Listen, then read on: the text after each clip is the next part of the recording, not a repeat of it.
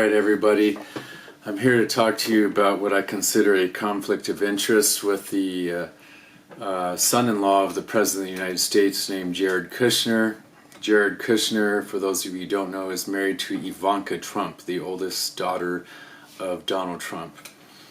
But anyways, I'll start by mentioning that in Trump's first presidential term, which started in January 2017, he appointed Jared Kushner a special or a senior advisor to the president.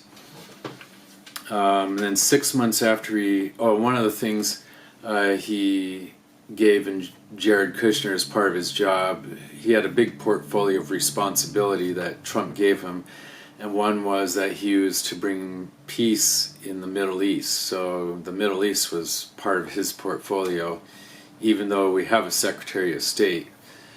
The Secretary of State at the time was Rex Tillerson. But anyways, so 6 months after Trump left office, Jared Kushner started an investment firm. Even though he had no investment experience in this sort of investment firm, he started a firm called Affinity Partners. And one of the first investors was the Saudi Arabian Sovereign Wealth Fund. They invested $2 billion into his investment firm. Now, before they did that investment, the panel that performs due diligence on the Saudi Sovereign Wealth Fund, it made it clear that in no uncertain terms that Kushner's firm should not be given a dime because of his inexperience, and he has no investment record. So again, the committee that investigates to see if an investment is good or not said they should not invest in Jared Kushner's investment firm. However, the Saudi crown prince named Mohammed bin Salman, he oversees the Saudi investment fund's strategic decisions, and he overrode the decision on the due diligence committee and gave the okay to invest the $2 billion. Also, the Qatar Sovereign Wealth Fund, which is called the Qatar Investment Authority, and the Emiratis, they all said a firm no to investing in Jared Kushner's investment firm. But then they changed their mind later on. And the Qatar Investment Fund and the Abu Dhabi Sovereign Wealth Fund, which is known as Lunate, they combined to invest $400 million into Jared Kushner's investment firm. The other $600 million came from two investors. One is unnamed, and the other is a Taiwanese billionaire named Terry Gao, whose company Foxconn makes the overwhelming majority of the world's Apple iPhones. And it just so happens that while Jared Kushner was a senior advisor to the president in the White House, he helped negotiate subsidies for a Foxconn factory in Wisconsin while in the White House. Now, Virginia Cantor is the chief ethics counsel at the Citizens for Responsibility and Ethics in Washington, and she says the $2 billion from the Saudis looks like a payoff. Now, to date, Affinity has invested $1.6 billion in at least 8 firms in Brazil, Germany, Israel, the US, the UK, and the UAE in industries ranging from energy to finance. Kushner says the firm is also investing in AI and data centers and is planning 2 real estate projects in Albania and Serbia. The US Senate Committee on Finance, and this report was around September of last year, September 24, about 9 months ago, and at that time the U.S. Finance Committee was headed by Senator Ron Wyden. But this U.S. Senate Committee on Finance said that Affinity at that time had pocketed as much as $157 million in fees from foreign clients, including $87 million from the Saudi government. The Saudi Public Investment Fund is being charged an annual management fee of 1.25%, and the other investors are being charged 2%.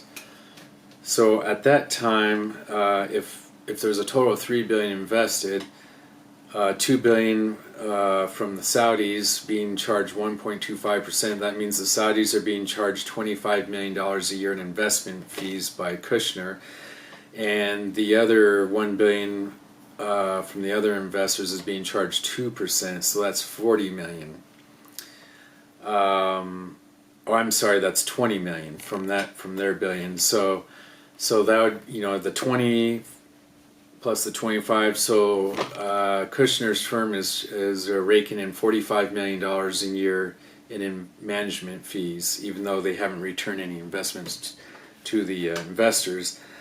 Affinity indicated that government officials in Albania and Serbia approached the firm about potential partnerships in real estate deals.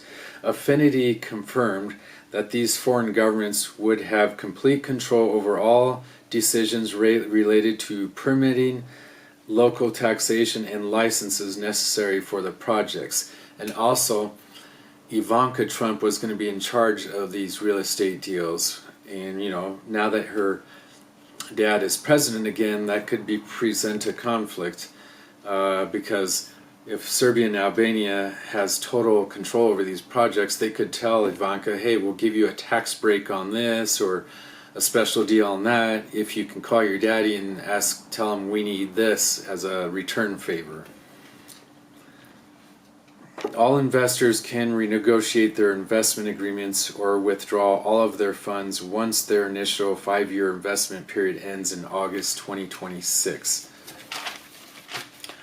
Now, and this is still according to the Senate Finance Committee, it said that Affinity's 2024 Form ADV disclosed that its Affinity Partners Parallel Fund 1LP, which has just under $3 billion in assets under management, is 100% owned by non-U.S. persons and has 6 foreign beneficial owners.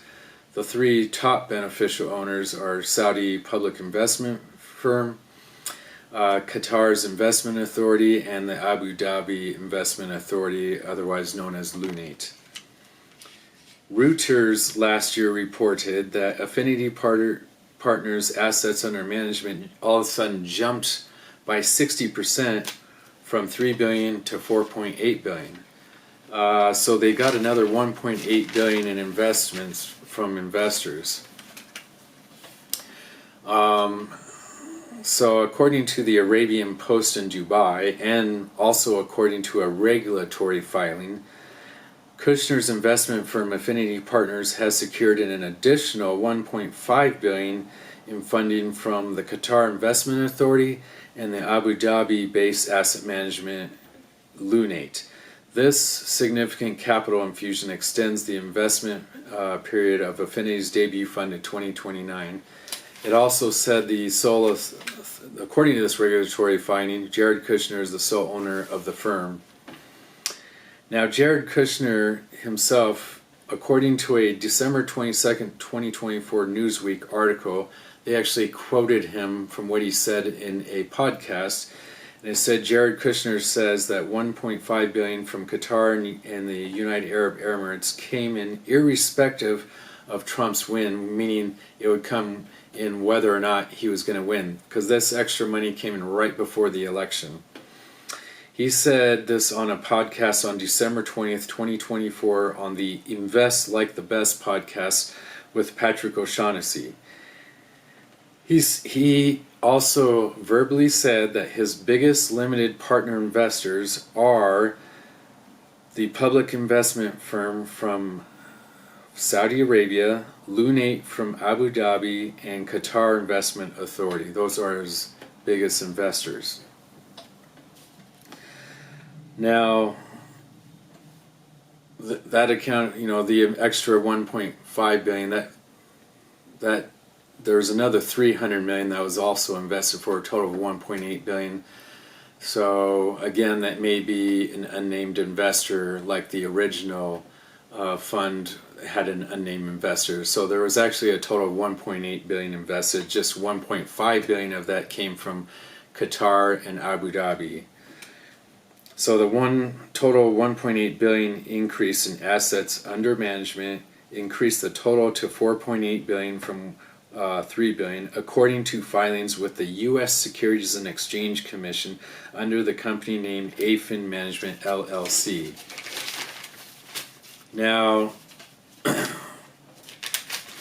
that just I would say that kind of prevents a conflict of interest. I mean, we just saw Trump over there being paraded around in these very countries. Please write a comment if you think there is no conflict of interest, and please explain why, because I just can't see how there is no conflict of interest. So this brings me to another investment Jared Kushner is involved in years ago, and I'll set this up by saying I remember reading about this because I read a lot. So Jared Kushner's dad is Charles Kushner, and he ran their company's their family's real estate business called Kushner Companies. Well, in 2005, Charles Kushner went to prison, and that's a whole nother story. He appointed Jared Kushner to take over the company from him. 2 years later, in 2007, Jared Kushner bought a 41-story building in Manhattan for the record price of $1.8 billion. And this wasn't just a record price in New York, this is a record price in the entire United States. Which was insane because it was just a 41-story building with just under 1.5 million square feet. And to give you a comparison, 8 years later, the Willis Tower, which used to be known as Sears Tower in Chicago, sold for $1.3 billion, and that has 3 times the square footage at 4.5 million square feet, and it's 110 floors, and it sold for $1.3 billion to Blackstone back in 2015. So anyways, this deal became ridiculed as one of the worst real estate deals in Manhattan history. Already a year, and he did this right before the Great Recession, the financial crisis. And I, in my reading, could see that there were some really strong headwinds ahead, and there were going to be problems ahead. But he couldn't see this somehow. I mean, he should have been able to see, hey, there's going to be some problems ahead. We probably shouldn't overpay, especially right before these headwinds hit us. So now, just a year into it, he started having problems. He wasn't even bringing in enough revenue for this building, this 41-story tower, to pay half the mortgage. So he had to come up with some other financing. And I'll just say right away, we'll call this building 666 Fifth Avenue because that's what it is, and that address is kind of fitting. It's 666 Fifth Avenue. But he started, he needed to get rescued out of this mess. So he sold 49.5% of the building to Vornado Realty Trust, and they assumed half the debt. They got a good deal. I think they bought that interest for only $80 million, but they assumed half the debt. It also didn't include the retail space on the ground floor, which they were trying to sell that to a separate entity. Also, so we'll fast forward to 2016. 666 Fifth Avenue, it wasn't even one of the tallest 150 buildings in America when Kushner bought it, and even though he paid a record price. And at the end of 2016, 666 Fifth Avenue was 70% leased, while the rest of Manhattan office space was 91% leased. So I would say there was some mismanagement as well. Now on July 11th, 2017, CBS News reported that Kushner sought a deal for a $500 million bailout from the ex-Qatari Prime Minister and billionaire Sheikh Hamad bin Jassim Al Thani, He originally agreed to invest this through his holding firm called Al Marak. He would do this if the Kushners could come up with the rest of the funds needed. This deal fell through when there was some bad press about it, and because at the time he's a senior advisor to the President of the United States and he's overseeing their Middle East portfolio, so there's a little conflict of interest there. And at the time, Kushner's dad, Charles Kushner, was also negotiating with a big Chinese insurer called Anbang, but that fell through as well because of bad press. So we'll go to May of 2017. Trump visited Saudi Arabia to strengthen ties to them. That was in May of 2017. 1 month later, in June of 2017, Saudi Arabia and several other countries in the region broke ties with Qatar and formed a blockade around Qatar, a sea and air and land blockade, while accusing Qatar of financing terrorism. Kushner said he worked to try and lift the blockade, even though that went against the advice of then Secretary of State Rex Tillerson, who was much more qualified to deal with this kind of issue. But Kushner looked like he had ulterior motives, but he tried to lift the blockade.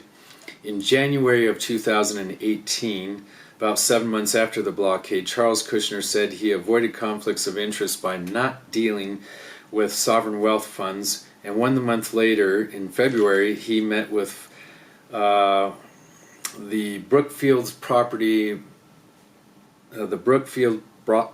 Partners chairman, and 2 months after that, Qatar's leader visited the White House, and then Trump's officials called for an end to the blockade. Well, so let's see the timeline. Charles Kushner, in February of 2018, met with the Brookfield Property chairman, and then in April, Qatar's leader visited the White House, and that's when White House officials called for the end of the blockade. And then in August of 2018, in this verified by this Wall Street Journal article by Peter Grant, on August 3rd, 2018, Kushner Companies agreed to lease the building to Brookfield Asset Management for 99 years. And this was basically a rescue, and this was in a Brookfield statement, and they were going to pay over $1.1 billion in upfront rent. And while at the same time, Charles Kushner negotiated a lowering of the mortgage amounts, so these proceeds would be enough to pay off the mortgage, to pay off the more than $1.1 billion in debt, and to buy out its partner Vornado Realty Trust for $120 million. This happened a few months before Kushner's company would have defaulted on all that debt and gone bust.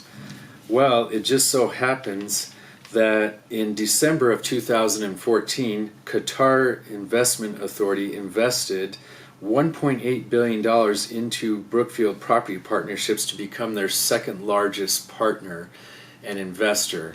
So Charles Kushner was saying he likes to avoid conflict of interest, but he was meeting with Brookfield Partners, whose second largest investor was Qatar. And shortly after meeting with their chairman, the leader of Qatar visited the White House, and then right after that, the White House officials are we're calling for Saudi Arabia and the other countries to stop the blockade of Qatar, and then Qatar, through Brookfield, helped bail out the Kushner Companies. I mean, it's just, when you follow the trail, it's very, very interesting.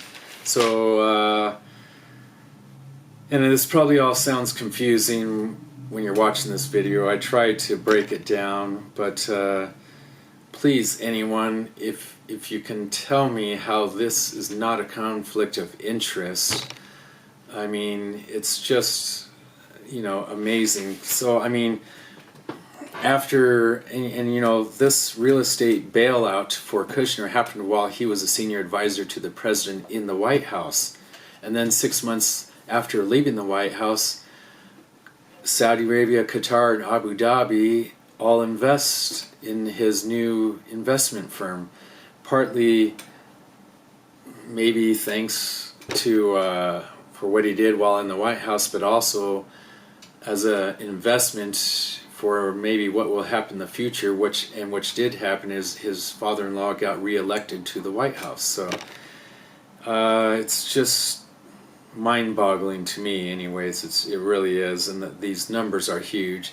And I know people say, "Well, Biden did this." And yeah, I know the Biden family did stuff that was corrupt. I mean, Hunter Biden was getting paid $50,000 a month for 3 years to be on the on the board of that natural gas company in the Ukraine when he had no experience at that. And then he became an artist and was selling paintings for hundreds of thousands of dollars a piece to Chinese officials. I mean, that's obviously buying influence. So yeah, but the thing with the Trump family, I mean, this, what I would say is corruption, is so far out in the open. It's so easy. If you dig, you can find it. So anyways, I guess I'll leave it there. This probably was confusing, but it's just mind-boggling to me. So have a nice day.